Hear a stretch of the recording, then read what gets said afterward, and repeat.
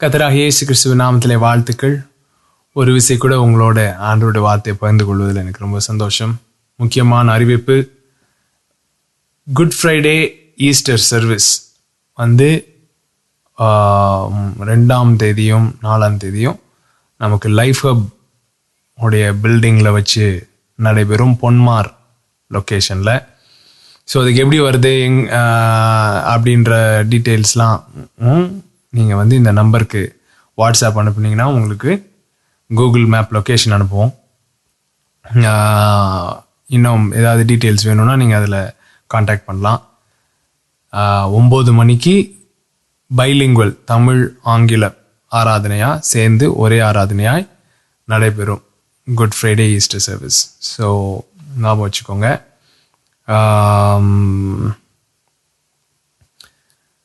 So போன வாரம் ஒரு முக்கியமான இணைப்பு கனெக்ஷனை பற்றி சொன்னேன். என்ன? புத்திர சுவிகாரம், எக்லீஷியா, அப்புறம் இருதயம், சுகமாக்கப்பட்ட இருதயம். இது 3 எப்படி கனெக்டடாக இருக்குது அப்படின்னு சொல்லி எபேசியர்லேருந்து பார்த்துட்டே வந்தோம். ஏன்னா பார்த்திங்கன்னா எபேசியர் புத்தகம் வந்து ரொம்ப ரிச்சான புஸ்தகம். இன்ஃபேக்ட் சொல்ல போகணுன்னா என்னுடைய ஃபேவரட் புக் வந்து எபேசியர் தான். எபேசியர் அப்புறம் யோவான், இதுதான் நமக்கு ஃபேவரட். அதில் இருக்கிற இன்னொரு கனெக்ஷனை நான் காட்ட விரும்புகிறேன். எபேசியர் 1ஆம் அதிகாரம் 11ஆம் வசனத்திலிருந்து படிப்போம். மேலும் கிறிஸ்துவின் மேல் முன்னே நம்பிக்கையாக இருந்த நாங்கள் அவருடைய மகிமைக்கு புகழ்ச்சியாக இருக்கும்படி தமது சித்தத்தின் ஆலோசனைக்கு தக்கதாக எல்லாவற்றையும் நடப்பிக்கிற அவருடைய தீர்மானத்தின்படியே நாங்கள் முன்குறிக்கப்பட்டு கிறிஸ்துவுக்குள் அவருடைய சுதந்திரராகும்படி தெரிந்து கொள்ளப்பட்டோம். நல்லா கவனிங்க, அவருடைய முன்குறிப்பு 4-5 வசனத்திலையும் சரி, முன்குறிப்பு அப்படின்றது அவருடைய அனாதி தீர்மானம், நோக்கம் அப்படின்றது பரலோகம் கொண்டு போறது இல்லை, சுதந்திரராகும்படி. சுதந்திரர், we should become heirs.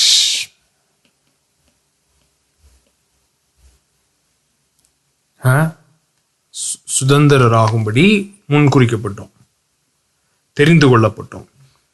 13, நீங்களும் உங்கள் இரட்சிப்பின் சுவிசேஷமாகிய சத்திய வசனத்தை கேட்டு விசுவாசிகளான போது வாக்குத்தத்தம் பண்ணப்பட்ட பரிசுத்த ஆவியினால் முத்திரை போடப்பட்டீர்கள்.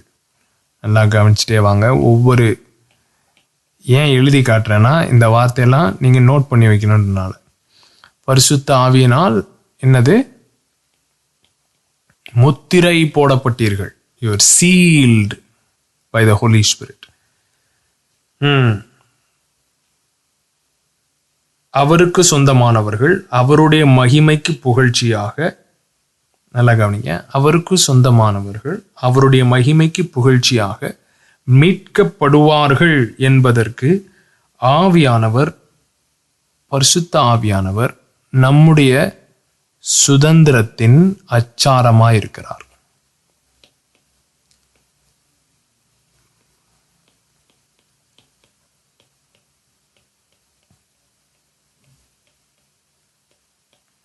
Okay, he is the down payment. அச்சாரம், guarantee, down payment, guarantee, pledge. இப்போ ஒரு வீடு வந்து நீங்கள் போய் எடுக்கிறீங்க அப்படின்னா என்ன, ஒரு டோக்கன் அட்வான்ஸ் கொடுப்பீங்கள்ல, அதுதான் அந்த அச்சாரம். அது என்ன அர்த்தம்? இது கொடுத்துருக்கேன், ஆனால் இன்னும் ஃபுல்லாக பொசஸ் பண்ணுவேன். ஆனால் இதுக்கு எனக்கு தான் ரிசர்வ் பண்ணிட்டேன், இது என்னோட இது அப்படின்னு ரிசர்வ் பண்ணிட்டேன். ஆனால் ஃபுல் பொசஷன் டேக் ஓவர் பண்ணுறதுக்கு இன்னும் கொஞ்சம் நாள் இருக்குது அப்படின்னு அர்த்தம். ஸோ பரிசுத்த ஆவியானவர் நம்முடைய சுதந்திரத்தின் அச்சாரமாக இருக்கிறார். நாம் சுதந்திரராகும்படி முன்குறிக்கப்பட்டோம், தெரிந்து கொள்ளப்பட்டோம். புத்திர சுவிகாரம், சுவிகார புத்திரர். சரிங்களா? புத்திர சுவிகாரம், புத்திர சுவிகாரம் அப்படின்னு ஒரு புக் எழுதியிருக்கோம். அது வந்து மலையாளத்தில், ஹிந்தியில், தெலுங்கில் டிரான்ஸ்லேட் ஆகி ரெடியாக இருக்குது. அதை இன்னும் சீக்கிரமாக 2 வாரத்தில் ரிலீஸ் பண்ணுவோம். அது மாத்திரம் இல்லை, அதோட சேர்த்து ஜீவனாலே விழுங்கப்படுதல் அப்படின்னு சொல்லி swallowed up by life அப்படின்னு சொல்லி புது புக், 2வது புக்கும் ரிலீஸ் பண்ணுறோம் இன்னும் ஒரு 2 வீக்ஸில். ஸோ அனௌன்ஸ்மெண்ட்டை கேளுங்க, வந்த உடனே நீங்கள் வாங்குற மாதிரி ரெடியாக இருங்க. ஓகே, ஸோ நல்லா கவனிங்க. புத்திர சுவிகாரத்திற்காக தான் நாம் முன்குறிக்கப்பட்டோம். அந்த புத்திர சுவிகார அதற்கு அந்த புத்திர சுவிகாரராக இருக்கிற நமக்கு என்ன இருக்குது? ஒரு சுதந்திரம் உண்டு. அந்த சுதந்திரத்திற்கு அச்சாரம் உண்டு. அந்த அச்சாரம் தான் யாரு? பரிசுத்த ஆவியானவர். அவரை முத்திரையாய் பெற்றிருக்கிறோம். இதெல்லாம் எபேசியர் 1 இருக்கு. இந்த புத்திர சுவிகாரம் அப்படின்னா என்னது? ஏற்கனவே சொல்லியிருக்கேன். அடாப்ஷன் அப்படின்னு இங்கிலீஷ்ல இருக்கு. நம்ம நிறைய நினைச்சுக்கிறோம் அடாப்ஷன்னா என்ன, பிள்ளை இல்லாதவங்கள நம்ம பிள்ளை ஆக்குறது. அந்த அர்த்தத்துல வேதாகமத்திலே பயன்படுத்தப்படவில்லை.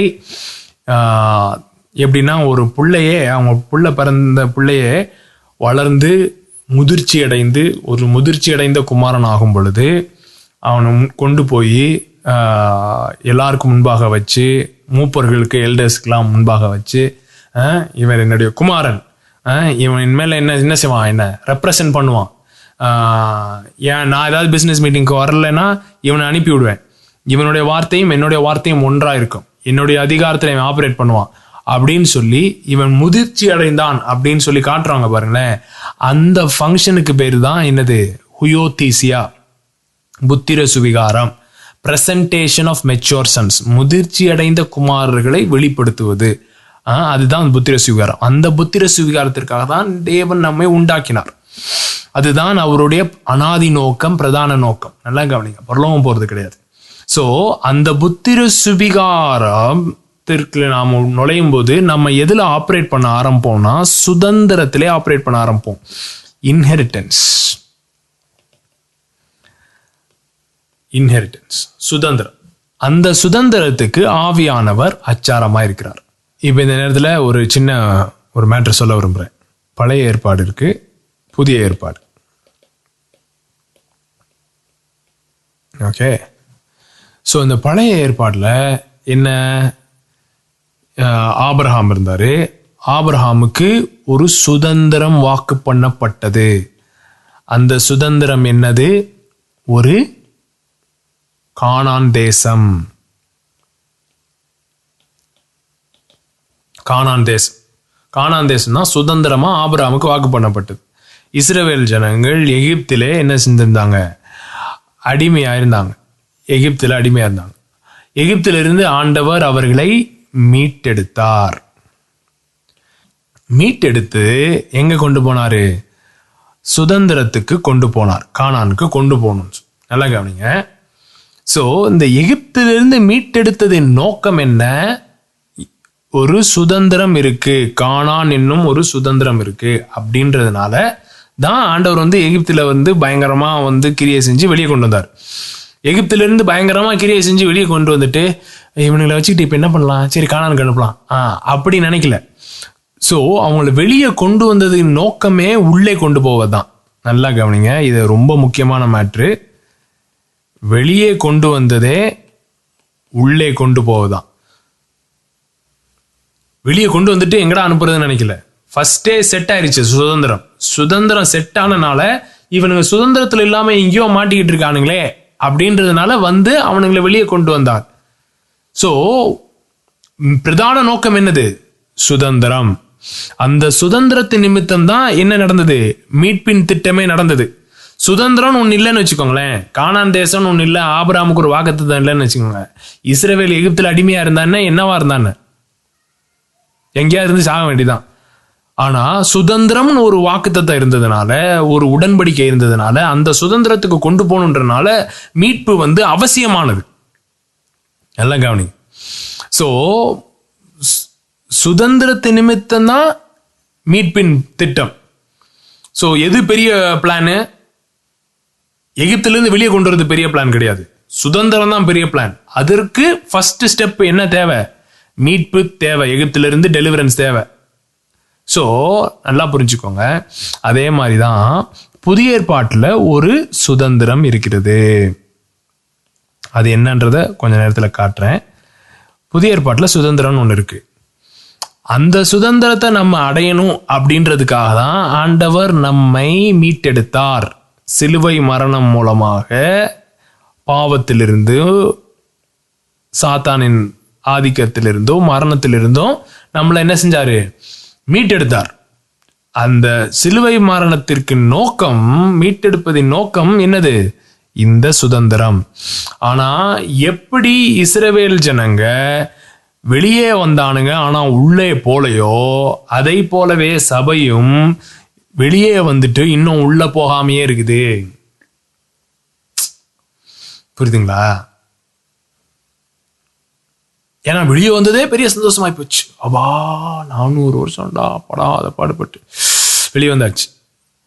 ஆனா வெளியே கொண்டு வந்த தேவன் உள்ள கொண்டு போக முடியும் அப்படின்ற நம்பிக்கை இஸ்ரவேலர்களுக்கு இல்லாம போச்சு. லட்சக்கணக்கான மக்கள் வெளியே வந்தானுங்க. ஆனா 2 பேருங்க, யோசுவா காலேப், இவனுக்கு 2 பேருக்கு தான் நம்பிக்கை இருந்தது. வெளியே மாத்திரம் கொண்டு வர தேவன் அல்ல, உள்ளேயும் கொண்டு போற தேவன். விடுதலையை மாத்திரம் தருகிற தேவன் அல்ல, சுதந்திரத்தையும் தருகிற தேவன்.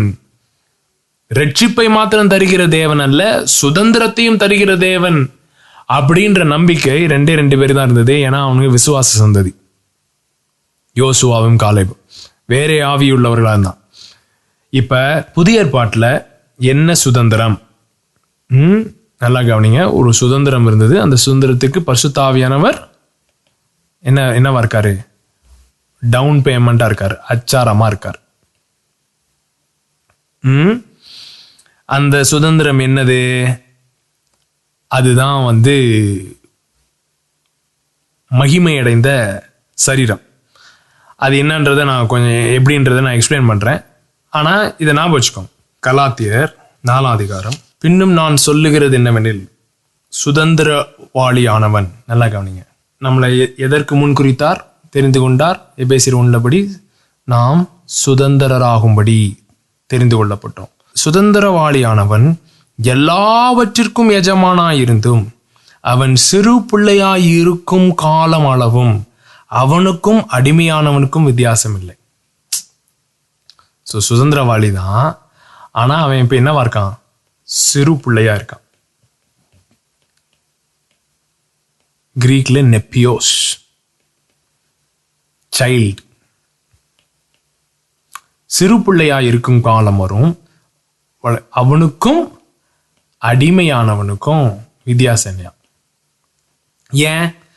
பெரிய பணக்கார வீட்டு பையனா இருப்பானா இருக்கும், பிள்ளையா இருப்பான் இருக்கும். ஆனா குட்டியா இருக்கும் போது அவனால என்ன பண்ண முடியாது? அவங்க அப்பா பிஸ்னஸ் ஆப்ரேட் பண்ண முடியாது, அவங்க அப்பா ஏடிஎம் கார்டை ஒர்க் பண்ண முடியாது, செக் புக்கில் சைன் பண்ண முடியாது. எல்லாம் கோடி சொத்துக்கு சுதந்திரவாளி ஆனவன் தான். ஆனால் அவனால் என்ன பண்ண முடியும்? அவங்க வீட்டில் போடுற சாப்பாடு சாப்பிட முடியும், வீட்டில் தூங்க முடியும், ஜாலியாக இருக்க முடியும், ஓட முடியும். அதே தான் வேலைக்காரனுக்கும். அங்கே இருக்கிற வேலைக்காரனும் என்ன பண்ணுறான்? அவங்க வீட்டில் சாப்பாடுறான், அவங்க வீட்டில் தங்குறான், எல்லாம் பண்ணுறான். ஸோ சுதந்திரவாளியானவன் எல்லாவற்றிற்கும் எஜமானாயிருந்தும் அவன் சிறு பிள்ளையாய் இருக்கும் மட்டும் அவனுக்கும் அடிமையானவனுக்கும் வித்தியாசம் இல்லை. இது என்ன? நான் என்ன சொன்னேன்? புத்திர சுவிகாரம்னா என்ன அர்த்தம்னா, சுதந்திரவாளியான இந்த சிறு பிள்ளை முதிர்ச்சி அடைந்து சிறு பிள்ளையா இல்லாம இப்ப குமாரனா வெளிப்படும் பொழுது, இப்ப வெறும் பேர்ல மாத்திர சுதந்திரவாளி இல்ல, எக்ஸ்பீரியன்ஸ்ல, அனுபவத்துல அவன் அந்த சுதந்திரத்தை ஆக்சஸ் பண்ணக்கூடிய விதத்திலே அவன் என்ன செஞ்சிடறான்? வளர்ந்துடுறான். அதுதான் என்ன சொல்றோம்? புத்திர சுவிகாரம் அப்படின்னு சொல்றோம். ஹுயோதீசியா அடாப்ஷன் அப்படின்னு சொல்றது. சுதந்திரத்தை சுதந்திரிக்கும் சுதந்திரவாளி. சுதந்திரத்தை சுதந்திரிக்கும் சுதந்திரவாளியா நாம் இருப்பதற்கு அளவுக்கு நம்ம என்ன செய்யணும்? மெச்சூர் ஆகணும். என்னது பாருங்க, தகப்பன் குறித்த காலம் வரைக்கும் அவன் காரியக்காரருக்கும் வீட்டு விசாரணைக்காரருக்கும் கீழ்ப்பட்டிருக்கிறான். அப்படியே நாமும் சிறு பிள்ளைகளாய் இருந்த காலத்தில் இவ்வுலகத்தின் வழிபாடுகளுக்கு அடிமைப்பட்டவர்களாய் இருந்தோம். நல்லா கவனிங்க. சிறு பிள்ளையா இருந்த பொழுது என்னவா இருக்கும்? அடிமைப்பட்டவர்களா இருக்கிறோம்.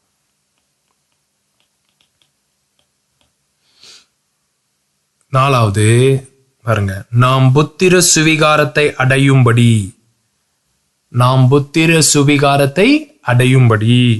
நியாயப்பிரமாணத்திற்கு கீழ்ப்பட்டவர்களை மீட்டுக் கொள்ளத்தக்கதாக காலம் நிறைவேறின போது ஸ்திரீனிடத்தில் பிறந்தவரும் நியாயப்பிரமாணத்துக்கு கீழானவருமாகிய தம்முடைய குமாரனை தேவன் அனுப்பினார்.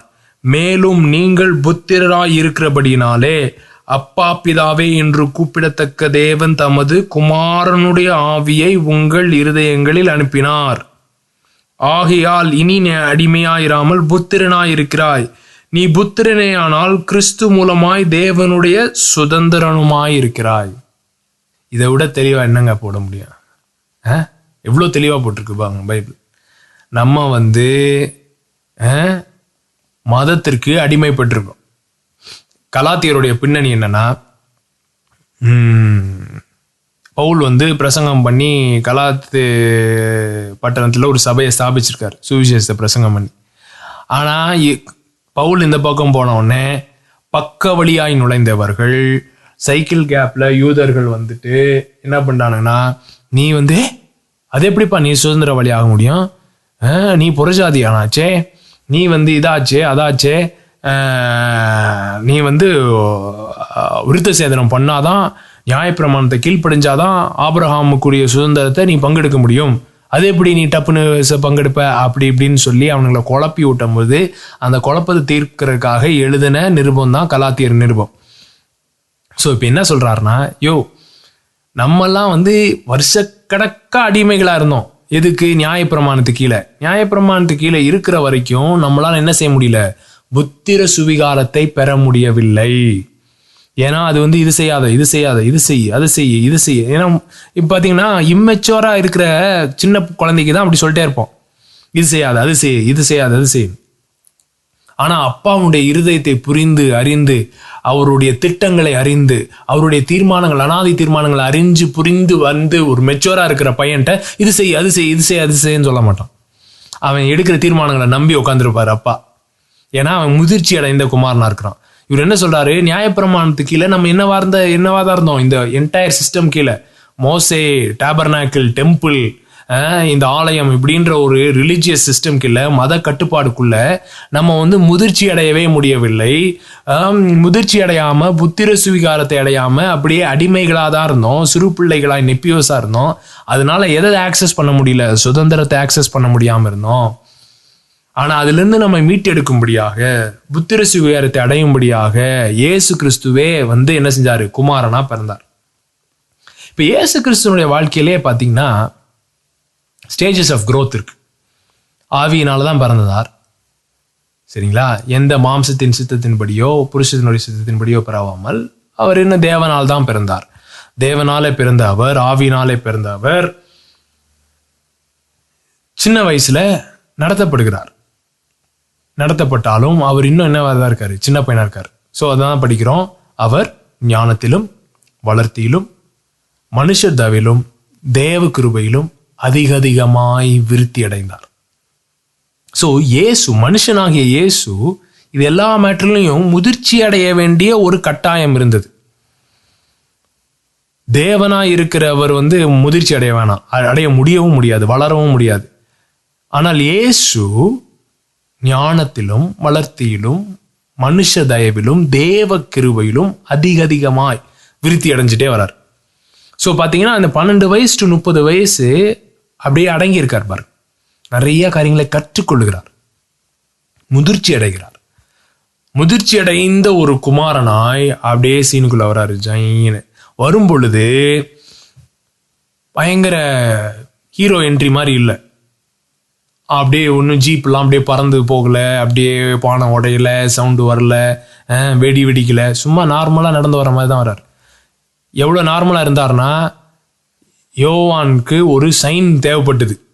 நீ யார் மேலே பரிசுத்த ஆவியான ஒரு புறாவை போல இறங்குறாரோ அவரு தான் அப்படின்னு சொல்லி ஒரு தீர்க்க தரிசன கண்கள் தேவைப்பட்டது அவரை கண்டுபிடிக்கிறதுக்கு.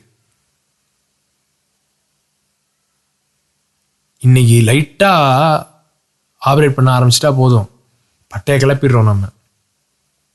ஏன்னா அது நம்முடைய முதிர்ச்சியின்மையை காட்டுது பாருங்க. நம்முடைய அடையாளம் நமக்கு தெரியாதனால ஏதோ 2 ப்ராஃபஸி சொல்லிட்டோம்னா அதை வச்சுக்கிட்டு பயங்கர பில்டப், ஏதோ 2 மேட்டர் நடந்துச்சுன்னா அதை வச்சு பயங்கர பில்டப். இயேசு முதிர்ச்சி அடைந்த குமாரன் ஐடென்டிட்டியை ஃபிகர் அவுட் பண்ணிட்டார். ஃபிகர் அவுட் பண்ணனால அப்படியே நிற்கிறார். நிற்கும் போது வானங்கள் திறக்கப்படுது. எப்போ திறக்கப்பட்டது? நல்லா கவனிங்க. சப்மிட் பண்றார். யோவான் ஸ்நானன்ட்ட சப்மிட் பண்றார். ஃபோர் ரன்னர், அவருக்கு முன்னோடி, தான் கசின் தான், மனுஷன்தான். ஆனால் இயேசுவே என்ன செய்யறாரு? யோவான் ஸ்நானனுக்கு முன்னாடி போய் முழங்கால் படிட்டு எனக்கு ஞானஸ்நானம் கொடு. யோவான் ஸ்நானனே அப்படியே மரசலாயிட்டான். முடியாதையா, என்ன நீங்க தான் எனக்கு ஞானஸ்நானம் கொடுக்கணும், நான் எப்படி கொடுக்குறது? உங்க பாதரட்சியை கழட்டுற கூட நான் இது கிடையாது அது கிடையாது அப்படிலாம் சொன்னும் போது, இல்லை இல்லை இல்லை, இப்படி ஏகப்பட்ட காரியங்களை நிறைவேற்றுவது அவசியமா இருக்கு அப்படின்னு சொல்றார் இயேசு. பாருங்களேன், என்ன ஒரு ஹியூமிலிட்டி. He was humbled. தன்னை தாழ்த்துறாரு இயேசு. எனக்கு தானே எல்லாம் தெரியும், நீ என்னடா ஞானஸ்நானம் கொடுக்கிறது அப்படின்னு சொல்லாம, ஏன்னா அவ்வளோ தூரம் ஹார்ட்ல ஒர்க் பண்ணியிருக்காரு, தான் ஐடென்டிட்டியில் ஒர்க் பண்ணியிருக்காரு. ஒர்க் பண்ணி தன்னை சப்மிட் பண்ணி இறக்கும் பொழுது வானமே திறந்துடுச்சு. வானமே திறந்து பரிசுத்தாவினர் புறாவை போல் இறங்கினார். இறங்கி, இவர் என்னுடைய நேசகுமாரன், இவரில் நான் பிரியமா இருக்கிறேன் அப்படின்னு சொல்லி பிதா சொல்றாரு. பரிசுத்தாவினர் இறங்குறார். எப்படி? சும்மா கொஞ்ச நஞ்சம் இல்லை. யோவான் 3ஆம் அதிகாரம் 34ஆம் வசனம். தேவனால் அனுப்பப்பட்டவர் தேவனுடைய வார்த்தையை பேசுகிறார். தேவன் அவருக்கு தமது ஆவியை அளவில்லாமல் கொடுத்திருக்கிறார். The Father has given the Spirit without measure, without limitations to the Son. பரிசுத்த ஆவியானவரை அளவில்லாமல் கொடுத்தார். அந்த அளவில்லாமல் கொடுத்திருக்கிறாருன்னு பாருங்களேன்.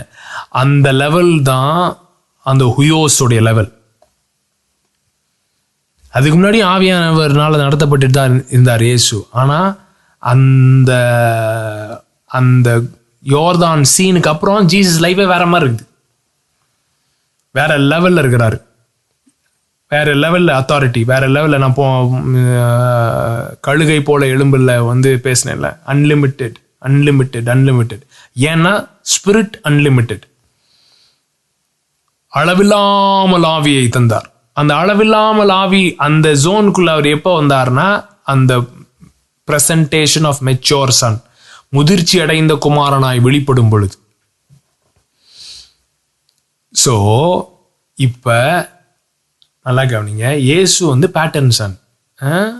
அவர் நமக்கு ஒரு முன்னோடியான ஒரு குமாரன். அவரை போலவே அநேக குமாரர்கள் புத்திர சுவிகாரம் அடையும்படி தான் நம்மை முன்குறித்திருக்கிறார். அதுதான் சுதந்திரம். அவர்களுக்கு சுதந்திரம் உண்டு. இதுதான் தேவனுடைய அனாதி தீர்மானம், நோக்கம். தம்முடைய அனாதி தீர்மானம் நோக்கத்திற்கு ஏதுவாக சகலவற்றையும் நடப்பிக்கிற தேவன். இதுதான் எனக்கு ரொம்ப பிடிச்ச மேட்ரு. அவருடைய தீர்மானத்தை கண்டிப்பா நடப்பிப்பார். சகலவற்றையும் அதற்கு ஏதுவாக நடப்பித்து காட்டுவார். நடப்பித்து காட்டுவார்னா என்ன அர்த்தம்? அப்படிப்பட்ட ஒரு குமார சந்ததியை எழுப்புவார். அந்த குமார சந்ததி இயேசுவை போலவே முதிர்ச்சி அடைந்த சந்ததியா இருக்கும். நான் சொல்லலைங்க, வாங்க எபேசியர் போன தடவை படித்தோம், திரும்ப படிப்போம். எபேசியர் 4ஆம் அதிகாரம் 11. மேலும் நாம் அனைவரும் தேவனுடைய குமாரனை பற்றும் விசுவாசத்திலும் அறிவிலும் ஒருமைப்பட்டவர்களாகி கிறிஸ்துவனுடைய நிறைவான வளர்ச்சியின் அளவுக்கு தக்க பூரண புருஷராகும் வரைக்கும். நல்லா கவனிங்க, கிறிஸ்துவனுடைய நிறைவான வளர்ச்சி, அதிகமாய் விருத்தி அடைந்தார்கள்ல, அந்த மாதிரி இப்போ எந்த அளவுக்கு கிறிஸ்து வளர்ந்திருக்கிறாரோ, கிறிஸ்துவினுடைய நிறைவான வளர்ச்சியின் அளவுக்கு தக்கதாக பூரண புருஷராகும் வரைக்கும். ஸோ சரீரமாகிய சபை பூரண புருஷராகும் வரைக்கும் இந்த அப்போஸ்தல தீர்க்கதரிசிகள் ஊழியங்கள் என்ன பண்ண வேண்டியது? வேலை செய்ய வேண்டியது இருக்கு. அவங்களுடைய வேலையே இவங்களை பூரண புருஷராகணும். ஆனா என்ன பண்ணிட்டாங்கன்னா, நம்ம எப்படி டெம்பிள் சிஸ்டம் அவங்கள அடிமையா வச்சிருந்ததோ அதை போலவே இன்றைக்கும் 5-fold அவங்கள அடிமையா வச்சிருக்கனால சிறு பிள்ளையை போலவே ட்ரீட் பண்ணுறனால உனக்கு எதுவும் தெரியாது, நான் சொல்கிறத மாத்திரம் செய்யு, நான் உனக்கு ஜெபம் பண்ணுறேன், நானே உனக்கு வார்த்தையை கொடுக்குறேன், நானே ஆண்டவர் சத்தத்தை கேட்குறேன், நான் சொல்கிறத மாத்திரம் நீ செஞ்சால் போதும், நான் சொல்கிறத மாத்திரம் செஞ்சால் போதும்னு சொல்லியே அவங்கள வச்சிருக்கனால நீ இது பண்ணு, நானே ஆராதிப்பேன், நானே எல்லாம் பண்ணுவேன், நானே தலையில் கேட்பேன், நானே எல்லாம் என் மூலமாக நடக்கும், நீ அப்படியே அட்டன் பண்ணிட்டு போ அப்படின்ற லெவலில் வச்சிருக்கனால சபை இன்னும் என்ன செய்ய மாட்டேது, புத்திர சுவிகாரத்துக்கு எழும்ப முடியல. ஏன்னா சிஸ்டம் அப்படி. ஆனா என்னைக்கு 5-fold அவங்கள எம்பவர் பண்ணணும்னு இறங்குதோ அன்னைக்கு அவர்கள் கிறிஸ்துவனுடைய அளவுக்கு தக்கதாக பூரண புருஷராக ஆவாங்க. ஆகும் பொழுது என்ன வெளிப்படுமா? முழுமை வெளிப்படும். ஃபுல்னஸ், பிளெரோமா வெளிப்படும். மார்க்கோலா பிராந்தெலே ப்ரோன்டே. பரிசுத்தவான்கள் சீர்பொருந்தும் பொருட்டு சுவிசேஷ ஊழியத்தின் வேலைக்காகும் கிறிஸ்துவின் சரீரமாகிய சபையானது பக்தி விருதி அடைவதற்காக. பாருங்க 14வது வசனம். நாம் இனி குழந்தைகளாயிராமல் நெப்பியோசாயிராமல். ஏன்னா குழந்தையானவனுக்கும் அடிமையானவனுக்கும் வித்தியாசம் இல்லை. மனுஷனுடைய சூதும் வஞ்சிக்கிறதுக்கு ஏதுவான தந்திரமுள்ள போதகமாகிய பலவித காட்டினாலே அலைகிறாயிராமல். 15 அன்புடன் சத்தியத்தை கை கொண்டு தலையாகிய கிறிஸ்துவுக்குள் எல்லாவற்றிலேயும் நாம் வளருகிறவர்களாய் இருக்கும்படியாக அப்படி செய்தார். நல்லா கவனிங்க, வளரணும். அப்படியே இருந்துட்டே இருக்கக்கூடாது. 20 வருஷம் 30 வருஷம் ஒரே லெவலில் இருக்கக்கூடாது. சர்ச்சுக்கு போனோம், அட்டன் பண்ணோம், சர்வீஸ் அட்டன் பண்ணோம், வந்தோம். இல்லை, அது நோக்கம் இல்லைங்க. அந்த மாதிரி இருந்தால் வில்டர்னஸ்லேயே இருந்து செத்து போயிட்டு அப்புறம் போக வேண்டியதான். அது நோக்கம் இல்லை. வெளியே கொண்டு வந்ததுக்கு உள்ளே கொண்டு போறதுக்கு ஒரு நோக்கம் இருக்கு. அது சுதந்திரம். அந்த சுதந்திரத்தை பெற்றுக்கொள்ளணும், சுதந்திரத்தை அனுபவிக்கணும். அதுக்கு தேவையான மெச்சூரிட்டியை ஆண்டவரே என் வாழ்க்கையில கொண்டு வாங்க அப்படின்னு நீங்க சொல்லி ஜோம் பண்ணும் பொழுது என்ன நடக்கும்னா, உங்க ஹார்ட்ல ஆண்டவர் ஹெவியா ஒர்க் பண்ணுவார்.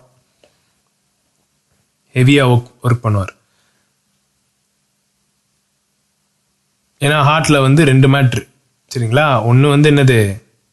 பணம். இன்னொன்று மக்கள், உறவுகள். இந்த உறவும் பணமும் ஹார்ட்டில் நிறைய மேட்ரு சிக்கிட்டு இருக்கு பாருங்க. அதில் ஒர்க் பண்ண வேண்டியது இருக்கு. அங்கே தான் அடையாள பிரச்சனைகள் ஏகப்பட்ட மேட்ரு அங்கே சுற்றி இருக்குது.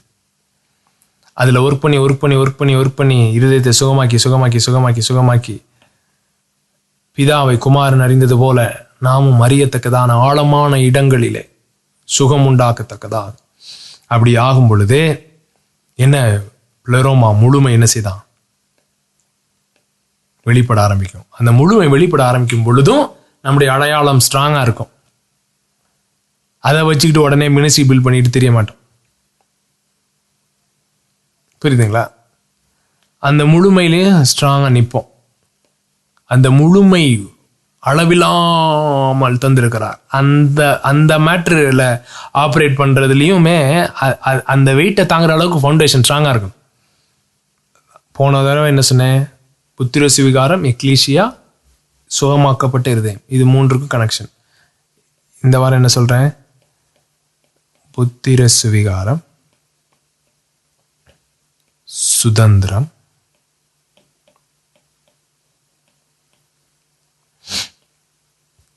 முதிர்ச்சி,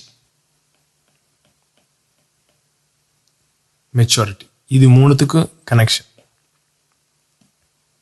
இதுதான் பிரதான நோக்கம்.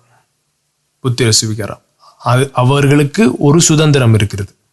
அந்த சுதந்திரம் ஆப்ரேட் பண்றதுக்கு நமக்கு முதிர்ச்சி அவசியம். இந்த சுதந்திரத்தை எப்ப பெற்றுக்கொள்ள முடியும்னா, நம்முடைய குமாரத்துவத்துல நம்முடைய அடையாளம் ஆணித்தரமா இருக்கணும். பிதா நம்ம குறிச்சு அப்பா தான் என் ஐடென்டிட்டி சொல்றாருல இயேசு. மனுஷனால வர எந்த சாட்சியுமே நான் ஏத்துக்கிறது இல்லை. I don't need any witness. அப்பா என்னை குறிச்சு சாட்சி கொடுக்குறாரு. அவர் என்ன சொல்றாரோ அதுதான் முக்கியம். நீ என்ன ஓஹோ ஆகோன்னு புகழ்ந்தாலும் சரி, ஓஹோ ஈகோன்னு இழந்தாலும் சரி, அது என்னை தொட போறதே கிடையாது.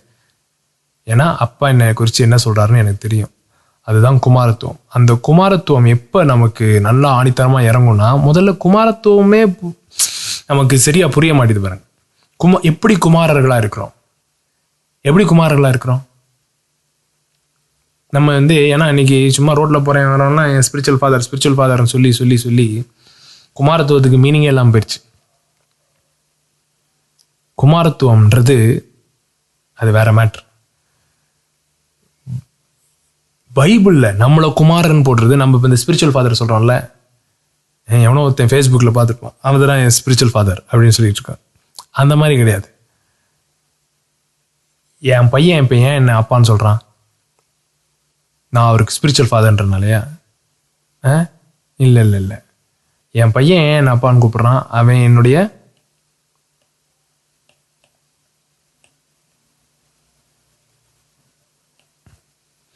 வித்து.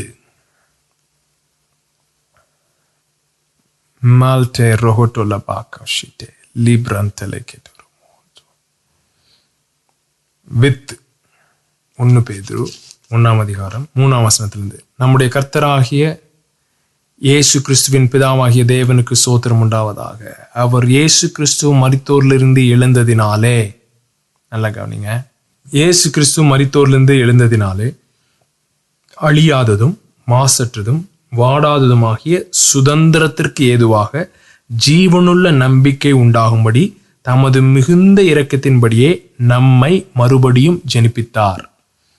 born again, மறுபடியும் ஜெனிப்பித்தார். எதற்கு? ஒரு சுதந்திரத்திற்கு. அந்த சுதந்திரம் எப்படிப்பட்டதா? அழியாதது மாசற்றது வாடாதது. அழியாதது மாசற்றது வாடாதது. அது என்னது? அது அழியாதது மாசற்றது வாடாதது, அதுதான் என்னது? மகிமையின் சரீரம். அது எப்படிங்க மகிமையின் சரீரம் டப்புன்னு சொன்னீங்க? கொஞ்சம் பொறுமையா இருங்க, சொல்றேன். இந்த மகிமையின் சரீரமாகிய அழியாததாகிய வாடாததாகிய மாசற்றதாகிய இந்த சுதந்திரத்திற்காக தான் நம்ம என்ன செஞ்சிருக்கோமா? இயேசு கிறிஸ்துவின் உயிர்த்தெழுதினாலே மறுபடியும் ஜெனிப்பிக்கப்பட்டிருக்கிறோம். இந்த சுதந்திரம் என்ன பண்ண போதான்? 5வது வசனம், கடைசி காலத்திலே வெளிப்பட ஆயத்தமாக்கப்பட்டிருக்கிற ரட்சிப்புக்கு ஏதுவாக விசுவாசத்தை கொண்டு தேவனுடைய பலத்தினாலே காக்கப்பட்டிருக்கிற உங்களுக்கு அந்த சுதந்திரம் பரலோகத்திலே வைக்கப்பட்டிருக்கிறது. சோ கடைசி காலத்தில் வெளிப்பட ஆயத்தமாக்கப்பட்டிருக்கிறவர்களுக்காக அந்த சுதந்திரம் பரலோகத்தில் வைக்கப்பட்டிருக்கு. கடைசி காலத்தில் வெளிப்படணும். அது அந்த சுதந்திரம் என்ன செய்யும்? கடைசி காலத்தில் வெளிப்படும். அதற்காக பரலோகத்தில் வைக்கப்பட்டிருக்கிறது. என்னது இப்படி பரலோகத்தில் வைக்கப்பட்டிருக்கிறது? 2 கொரிந்தியர் 5ஆம் அதிகாரம் 1ஆம் வசனம், பூமிக்குரிய கூடாரமாகிய நம்முடைய வீடு. என்னது பூமிக்குரிய கூடாரமாகிய வீடுனா எது? நம்முடைய இந்த சரீரம். இது பூமிக்குரிய வீடு. பூமிக்குரிய வீடாகிய இந்த சரீரம் அழிந்து போனாலும் தேவனால் கட்டப்பட்ட கைவேலை இல்லாத நித்திய வீடு. இது பூமி வீடு. இது என்னது? இன்னொன்னு நித்திய வீடு நமக்கு பரலோகத்தில் உண்டென்று அறிந்திருக்கிறோம். இது பூமிக்குரிய வீடு. பரலோகத்தில் உண்டு, பரலோகத்தில் வைக்கப்பட்டிருக்கிறது. என்னது? நித்திய வீடு. அது என்னது? மகிமையின் சரீரம். ஏனென்றால் இந்த கூடாரத்தில் நாம் தவித்து நம்முடைய பரம வாசஸ்தலத்தை தரித்து கொள்ள மிகவும் வாஞ்சையுள்ளவர்களாய் இருக்கிறோம். தரித்து கொண்டவர்களானால் நிர்வாணிகளாய் காணப்பட மாட்டோம். 4வது வசனம் முக்கியமானது, இந்த கூடாரத்தில் இருக்கிற நாம் பாரம் சுமந்து தவிக்கிறோம். இந்த போர்வையை களைந்து போட வேண்டும் என்று விரும்பாமல் மரணமானது ஜீவனாலே விழுங்கப்படுவதற்காக. இதுதான் 2வது புக்கு. மரணமானது ஜீவனாலே விழுங்கப்படுவதற்கு. swallowed up by life. மரணமானது ஜீவனாலே விழுங்கப்படுவதற்காக போர்வையை தரித்தவர்களாயிருக்க வேண்டும் என்று விரும்புகிறோம். இதற்கு நம்மை ஆயத்தப்படுத்துகிறவர் தேவனே, ஆவி என்னும் அச்சாரத்தை நமக்கு தந்தவரும் அவரே. ஸோ மரணமானது ஜீவனாலே விழுங்கப்படுவதற்காக போர்வையை தரித்தவர்களாய் இருக்க வேண்டும் என்று விரும்புகிறோம். இதற்கென்று நம்மை ஆயத்தப்படுத்துகிறவர் தேவனே. ஆவியானவர் என்னும் அச்சாரத்தை தந்தவர் அவரே. ஆவியானவர் என்னும் அச்சாரத்தை தந்தவர். எபேசியர் 1 என்ன? சுதந்திரம் முழுமையாக மீட்கப்படுவதற்காக ஆவியானவர் அச்சாரமாய் தரப்பட்டிருக்கிறார். ஸோ சுதந்திரம் என்ன? அழியாதது, மாசற்றது, வாடாதது, பரலோகத்தில் வைத்து வைக்கப்பட்டிருக்கிறது, கடைசி காலத்திலே வெளிப்படுவதற்காக. நாம் இந்த சரீரத்திலே பாரம் சுமந்து தவிக்கிறோம். எதற்காக? போர்வையை களைந்து போட வேண்டும் என்று அல்ல, ஆனால் மரணமானது ஜீவனாலே ஜோயேவினாலே விழுங்கப்பட வேண்டும் என்று, போர்வையாய் தரித்தவர்களாய் இருக்க வேண்டும் என்று விரும்புகிறோம். இதற்கென்று ஆயத்தப்படுத்தவர் அவர் கர்த்தரே. இதற்கென்று ஆவியானவரை அச்சாரமாய் கொடுத்தவரும் அவரே. இதை விட எப்படி தெளிவா பேசுறதுன்னு தெரியல.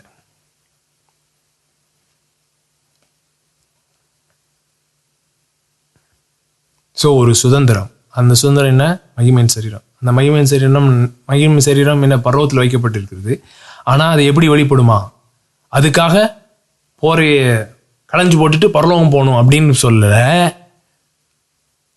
மரணமானது ஜோயேவினாலே விழுங்கப்பட வேண்டும் என்று, போர்வையை தரித்தவர்களாய் இருக்க வேண்டும் என்று விரும்புகிறோம். இதற்கென்று நம்மை ஆயத்தப்படுத்தினவரும் தேவனே. ஆவியானவர் என்னும் அச்சாரத்தை தந்தவரும் அவரே. அப்படி நடக்கும் பொழுது நான் ஃபர்ஸ்ட் என்ன சொன்னேன்? இப்ப இதை பத்தி சொன்னேன், சுதந்திரத்தை பத்தி சொன்னேன். அப்புறம் ஆவியானவர் அச்சாரமா இருக்கிறான்னு சொல்லியிருக்கேன். இந்த சுதந்திரத்திற்கு ஆவியானவர் அச்சாரமா இருக்கும் பொழுது என்ன நடக்குது? வாங்க ரோமர் 8:22. ஆகையால் நமக்கு தெரிந்திருக்கிறபடி இதுவரைக்கும் சர்வ சிருஷ்டியும் ஏகமாய் தவித்து பிரசவ வேதனைப்படுகிறது. 2 கொரிந்தியர் 5 நாம் பிரசவ வேதனைப்பட்டு இருக்கோம். ரோமர் 8 நாமும் மாத்திரம் இல்ல, சர்வ சிருஷ்டியும் பிரசவ வேதனைப்படுது. எதுக்காக? அதுவும் அல்லாமல் ஆவியின் முதற் பலன்களை பெற்ற நாமும் கூட நம்முடைய சரீர மீட்பாகிய புத்திர சுவிகாரம் வருகிறதற்கு காத்திருந்து நமக்குள்ளே தவிக்கிறோம். இதை விட எப்படிங்க தெளிவா பேசுறது? நம்முடைய சரீர மீட்பாகிய புத்திர சுவிகாரம்.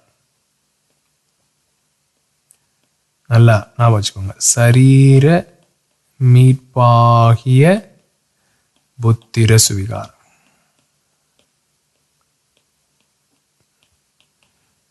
சரீர மீட்பாகிய புத்திர சுவிகாரம் வருவதற்கு ஆவியின் முதற் பலன்களை பெற்ற நாமும் கூட தவிக்கிறோம். ஸோ ஆவியானவர் உள்ள இருந்து ஜோயனால மரணத்தை விழுங்கணும்னு தான் விரும்புறார். அதற்காக தான் ஆவியானவர் உள்ள இருக்காரு. ஆனா அதுக்கு நம்ம பெர்மிஷன் கொடுக்கறது இல்லையா? எதனால? இம்மெச்சூரிட்டினால.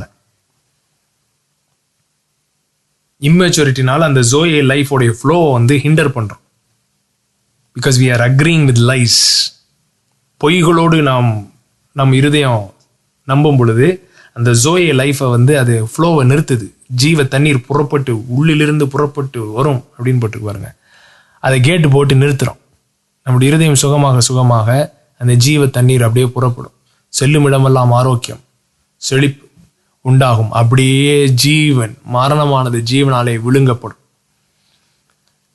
இதற்கு நம்மை ஆயத்தப்படுத்தினவரும் அவரே. ஆவியானவரும் அச்சாரத்தை தந்தவர் அவரே. ஆனா நம்ம என்ன பண்ணிக்கிட்டு இருக்கோமா? திரும்ப கலாத்தியர் 4 வாங்க. 9வது வசனம். இப்பொழுதோ நீங்கள் தேவனை அறிந்திருக்க அல்லது தேவனாலே அறியப்பட்டிருக்க பலனற்றதும் வெறுமையுமானதான அவ்வழிபாடுகளுக்கு நீங்கள் மறுபடியும் திரும்பி மறுபடியும் அவைகளுக்கு அடிமைப்படும்படி விரும்புகிறது எப்படி? வழிபாடுகளுக்கு அடிமை. ஸோ முதிர்ச்சி அடையாம இருக்கிறதுக்கு காரணம் என்னன்னா, மத வழிபாடுகளுக்கு அடிமைப்பட்டு இருக்கிறதா. இது யூத மதம் சொல்லலாம். யூத மதமோ கிறிஸ்துவ மதமோ மத வழிபாட்டுகளுக்கு அடிமையாயிட்டோம்னா சுதந்திரத்தை பெற்றுக்கொள்ள முடியாது. நாட்களையும் மாதங்களையும் காலங்களையும் வருஷங்களையும் பார்க்கிறீர்களே, நான் உங்களுக்காக பிரயாசப்பட்டது வீணாய் போயிற்றே என்று உங்களை குறித்து பயந்திருக்கிறேன். இவ்வளோ பண்ணி இயேசு இவ்வளோ பண்ண பிறகு நம்ம இன்னும் இந்த கேம் விளாண்டுக்கிட்டு இருக்கோம்னா அங்க ஒரு ப்ராப்ளம் இருக்கு. So we have to go for the inheritance. ஆண்டவரே, இந்த சுதந்திரத்தை நாங்கள் அனுபவிக்க வேண்டும்.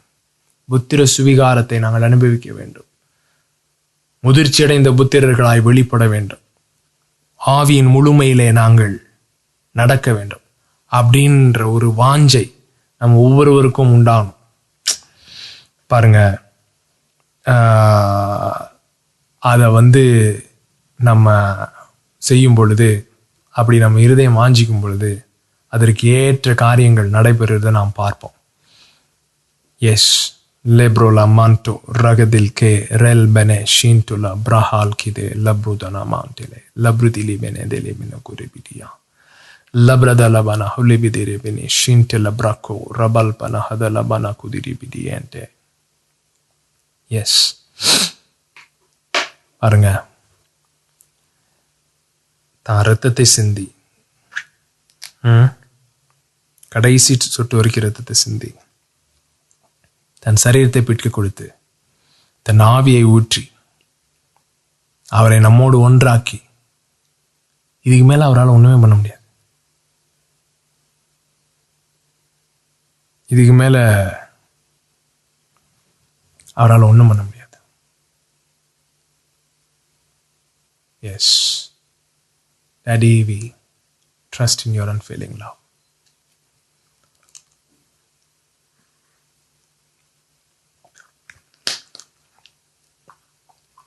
உடைய ஜீவன் ஆண்டவருடைய சரீரத்திலையும் அவருடைய ரத்தத்திலையும் பானம் பண்றதுன்றது ஜீவ விருட்சத்துல பானம் பண்ற மாதிரி. ஜீவ விருட்சத்துல தான் பங்கெடுக்கிறோம். மரணமானது ஜீவனாலே விழுங்கப்படும். எஸ், எந்தெந்த ஏரியால மரணம் வெளிப்படுதோ அந்த ஏரியால ஜீவன் விழுங்கப்படுவதாக. லேப்ரோ கால்பனோ ஷெல்பர் அதினியாந்துனோ அதிரிபிடி. உங்களுடைய உறவுகளிலும் சரீரங்களிலும், உங்களுடைய பொருளாதாரங்களிலும், உங்களுடைய மனதிலும் உணர்ச்சியிலும் அவருடைய ஜீவன் வெளிப்படுவதாக. அவருடைய ஜீவன் வெளிப்படுவதாக. லெப்ர கெல்போ ஷெல்பா ரபா பாப்பாட்டல பிரெயின்டெல போரா மனஹத்தல ருக்கிதெல பென்டிரியாம்பிரஹல கொனதிரியே. வெளிப்படுவதாக, வெளிப்படுவதாக, வெளிப்படுவதாக. ஜோய ஜீவன் வெளிப்படுவதாக. மரணம் ஜெயமாய் விழுங்கப்படும். ஜீவனாலே விழுங்கப்படும், விழுங்கப்படும், விழுங்கப்படும். Yes yes yes yes yes. உடைய கிருபை வெளிப்படுவதற்காக நன்றி. Thank you Jesus. உதாரத்துவமா அநேகர் கொடுத்துருக்கீங்க. தேங்க்யூ. நான் ஏற்கனவே சொன்னது போல குட் ஃப்ரைடே ஈஸ்டர் சர்வீஸ்க்காக பில்டிங்கை ரெடி பண்ணிட்டுருக்கோம். அஃப்கோர்ஸ் ஃபுல்லாக முடிஞ்சிருக்காது. எவ்வளோ தூரம் முடிக்க முடியுமோ புஷ் பண்ணி முடிச்சுட்டு வரோம். ஜெபம் பண்ணிக்கோங்க. We'll see you there. God bless you. Contact the number for details.